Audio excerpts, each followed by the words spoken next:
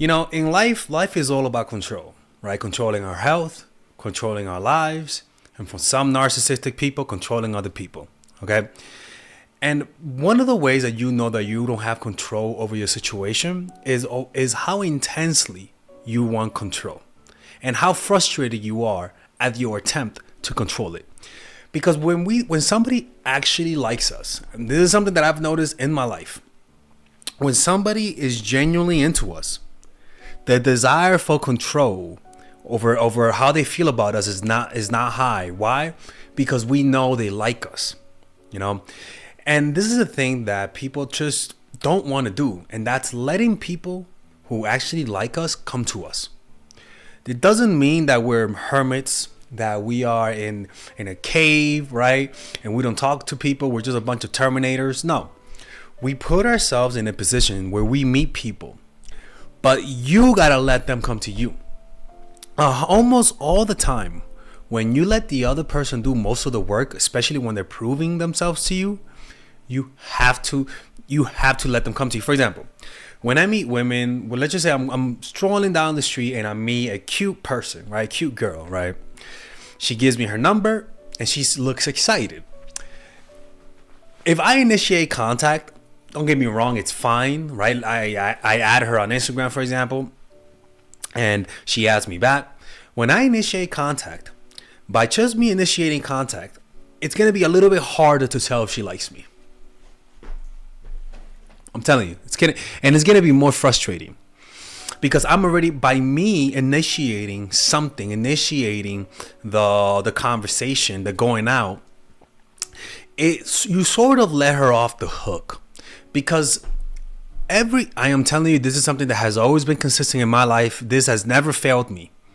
Every time this happens, every time I give my number out to a girl and she likes me, she always ends up contacting me all the time.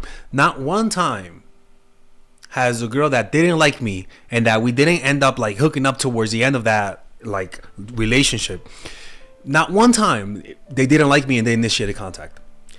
It just doesn't matter. It doesn't matter who it was. They always, if I gave her enough time to if I waited long enough, they always hit me up. Always.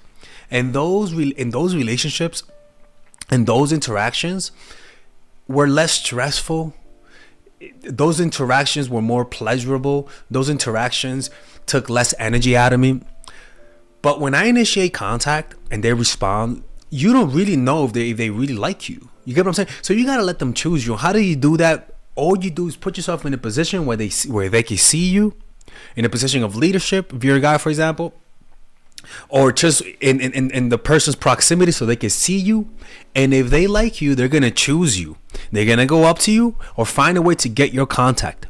And when they get your contact, you don't even need to do anything. They will do something. They're gonna wait for you to do something. They're gonna wait. For example, an example would be if I get a girl's number, she posts a story, I like her photo. I like her Instagram stories and her photos, right? If she really likes me, if she genuinely likes me, she's gonna wait a little bit, but her impatience, how much she likes me will create emotions in her that's gonna create so much tension that the only way to let go of the tension is to hit me up. And this always happens. And you want to know why I do that, people? Because one, I don't want to bother her if she really didn't like me. That's one thing. And two, I want to make sure she likes me. The problem is that when somebody doesn't like us, we sort of catch on to it. And because of that, we get insecure and we start over pursuing them. And this pushes them away. And also, it creates more confusion in our minds because we don't know whether or not they're responding to our message or whether or not they're responding because they really like us. So in order to really find out why they're contacting you, you have to just let them contact you, because there's no other reason why they're contacting you other than they like you. They might be responding. They might be contacting you because they're responding to you, sure, but remove the noise and let them initiate it, and it just gets so much easier.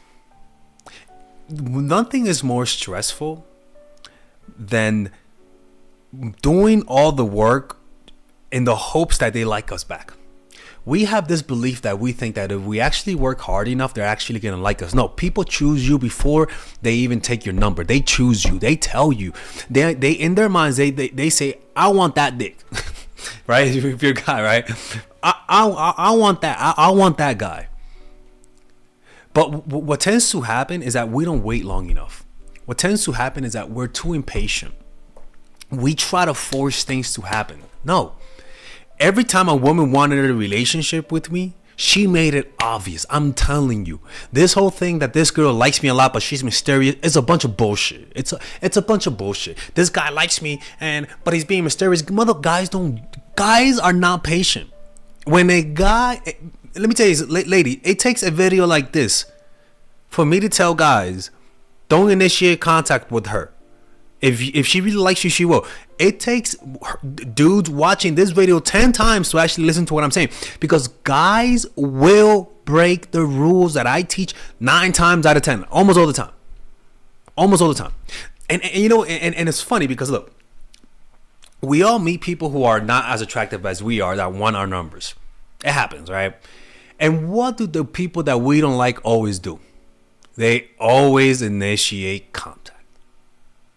They always, if you don't ask them out, they always say, hey, when are we going to hang out? All the time.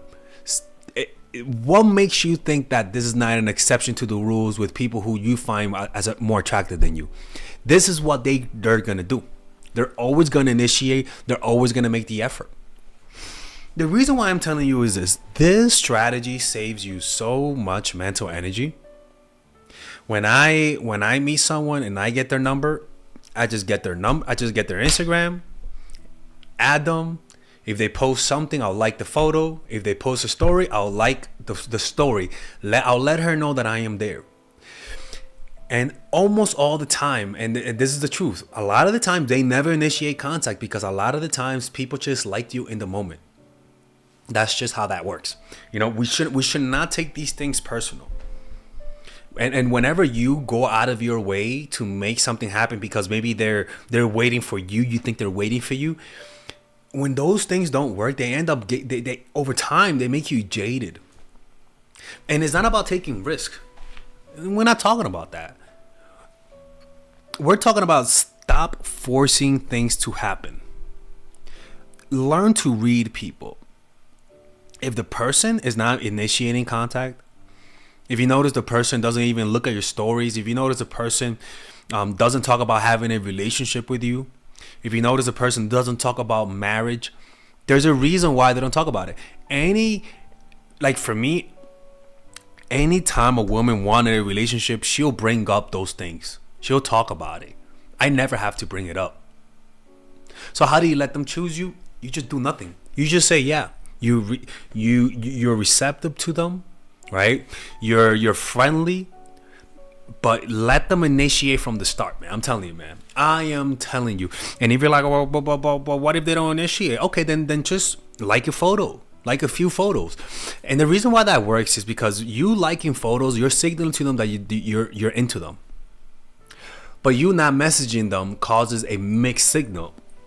And when people receive mixed signals, people never just stay there. And let the mixed signals be there. If they don't care about you, they don't give a fuck about your mixed signals, and they're never gonna initiate contact. They're never gonna make the move. But if they like you, those mixed signals is gonna cause them to take action so that they can find out what's really in your mind, which means they're gonna initiate contact. They're gonna ask you out. They're gonna make the move. That's just how that works. And in my experience, the women, because people are watching this and say, oh, well, you say that to guys. Listen to me, people. And guys might say, you say that to the girls. Listen to me. Most people don't do what I say in these videos. I am telling you, a woman who watches my video, if she likes you, if she really likes you, she's going to break my rules just for this one time. I'm telling you, that's just how that works. Just how that works. You want people to break their own rules for your sake. You want people to go out to do things they usually don't do just for you. because it shows you they like you. There is nothing that hurts you more than putting effort onto someone who you like and them not giving and them not reciprocating. It hurts, man. I'm telling you, it hurts. And that could and that your reaction to those disappointments creates little needy habits in you that over time hardens, and over time those little needy habits add up to an overall needy, creepy freaking energy about you. You learn to keep your energy clean by letting them come to you. If you take their number, tell them hit me up, or better yet, always say I prefer Instagram, or better yet, just give them your number, and if they like you, I'm telling you, the compulsion. This is like crack, people. This is like crack. If they like you, they will go out of their way to initiate contact. Now, if you're saying, but I don't want to wait. What if she never hits me up, or what if he never hits me up? Well, look, how about this? Give it a 2 week. Hit them up after 2 weeks. What I'm trying to tell you is give them space to chase. And the fact that you took so long to initiate contact, one, if you do take a long time to initiate the contact, just always apologize. That's the most important thing. Always apologize for taking so long, okay? So that they don't get resentful and do the same thing to you and mirror you. Always apologize. And then once you apologize, then just have a normal conversation and see what happens. But if it takes that long, I would tell you lower your hope. Keep your hopes as low as possible, because this person, usually people are not that patient. When they like you, they're impatient, and the fact that you're making them initiate contact, in their minds they're already chasing. In their minds they already see you as the prize, simply because you're forcing them to chase. Me personally, listen, man. If I go up to you and get your number, and you're waiting for me to initiate contact because to see whether or not if I like you, if me going up to you and getting your number is not enough to tell you that I like you, then I don't know what to tell you, girl. I don't know what to tell you. You want me to do a backflip too? You want me to do a cartwheel? You want me to do a spinning Rooney as well? No, like this is not circus. I do my part and you do your part. And you just have to trust that people have strong emotions that they can't control when they like you.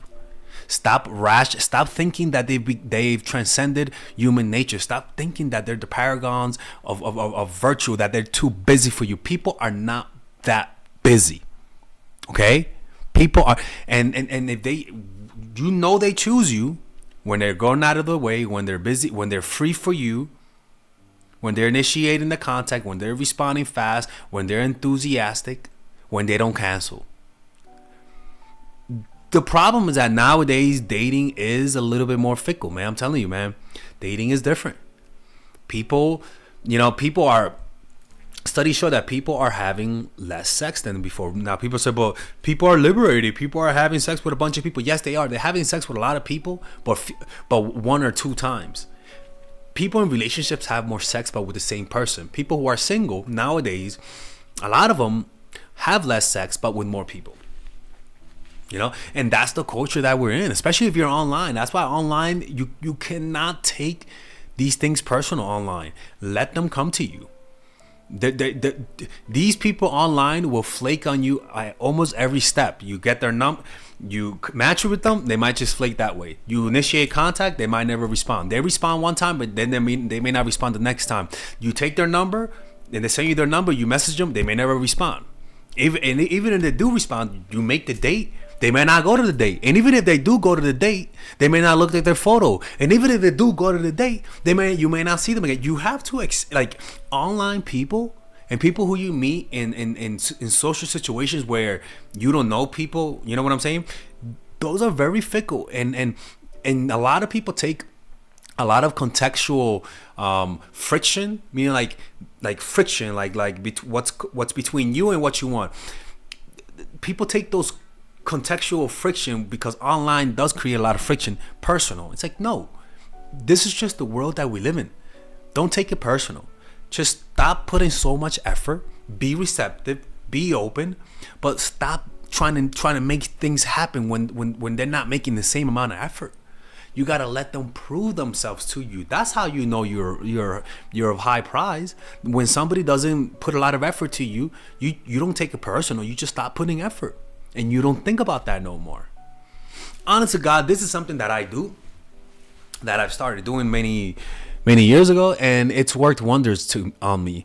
And sometimes I do break the rule to see whether or not I'm wrong, you know. And I hate to say this, but fuck me. So many times I said, you know what, man, that dude, Father Alex, he's right. Like my alter ego. Like I even said that a few times. I'm like, you know what, man, the shit that I say on YouTube, even it catches me by surprise. You know, because I remember one time, I told you the story about that when I said this, when I went to a poetry slam, and I said about and I told them my story about getting mugged, and it was such a good story that I got laid from it. Like, I'm not lying, people. It was such a good story that I ended up getting a girlfriend for that time. It was like we went out for like 5 months. Like I said the story, and I was so confident that this girl liked me. I gave her my number, and before I even got home, she initiated contact. Right, there were a few times when I knew that they liked me, that they always initiated, and then they always asked you out. And with guys is even worse. With guys, as soon as you get their number, they're gonna text you and they're gonna ask you out. You know. And so this whole thing of like, oh my God, maybe they forgot to ask me out, or oh my God, why haven't they hit me up, or why are they taking so long to respond to me? It's because maybe they just don't like you that much, and they're not gonna tell you. Let's save ourselves the effort and the heartache. Let's go after the easy victories. Not the people, not lowering your standards, but go after people who are showing you they want you. I could promise you, dating gets so much easier when you do that. So much easier. If you only go for those who show you through their actions in the beginning that they like you, and they're putting in the effort, it's just your self-esteem just gets better. Your dating life gets more peaceful.